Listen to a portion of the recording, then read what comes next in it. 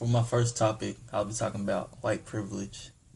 And the actual definition of white privilege is a set of advantages that white people benefit from on a daily basis beyond those common to others.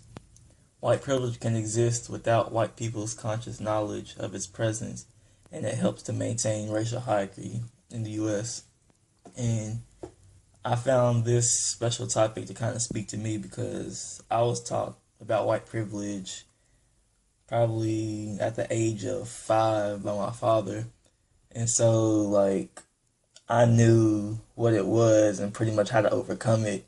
And one way to overcome it, like we talked about in class, was how you sort of have to be 3 times better than not just the competition, but exactly the white competition. And so, especially in sports, he taught me to be 3 times better. So that's how white privilege kind of taught me about this. The next topic I'll be talking about is the N word. And when it comes to that, like, of course, there's a bunch of controversy around it, a bunch of issues and thoughts and opinions. But personally, to me, I don't really have a problem with the word because I say it's more of a, I guess, a social thing because, of course, here in America, you can say anything that you want. But the thing is, though, for certain races to say this word, you should be aware of the possible consequences that might come behind it. And so personally, I use it, but I don't really use it in a derogatory form. I just use it pretty much as a greeting or just uh, just a way to express that how close I am to a certain individual. And so, like I said, I don't really have a problem with it, but I know that a lot of even famous people and celebrities and historians and activists have a problem with that, but I don't really think it's that big of a deal.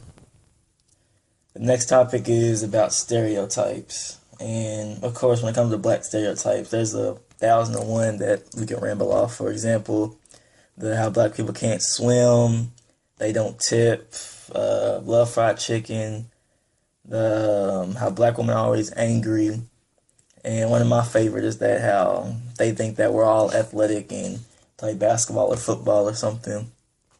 Another one is how we're intelligent. And one that I really don't like is how they think we're all thugs and how we just tend to sell drugs or are straight criminals. I mean, that's a total overgeneralization. But of course, I fit into the I don't tip personally. I know I should, but I just don't. And also, I'm athletic and whatnot. And so, granted, some of these stereotypes, I kind of laugh at because they're funny. But then the other ones are kind of like, where did that come from? Like, you can't be serious about that one. My next topic actually came from Thurston reading when he was talking about how black his name is, and that how they knew sort of he was a black person by just seeing his name somewhere. And like, I can sort of relate that to Clarence because you don't really find so many white guys or any other racial guys named Clarence. That's usually a black name. And also, when it comes to my sister, I have one sister and her name is Kamisha, and I have another sister, her name is Latoya. And so, pretty much anywhere they go and they just see their name on a list, of course, I know automatically people think that their name is black because even I would think that they're a black person just by seeing their name. And so, I can kind of relate to that just because how not only those two immediate in my family, but I also have cousins that kind of have exaggerated names, I guess you could say that. And so, that's just how it is in black culture.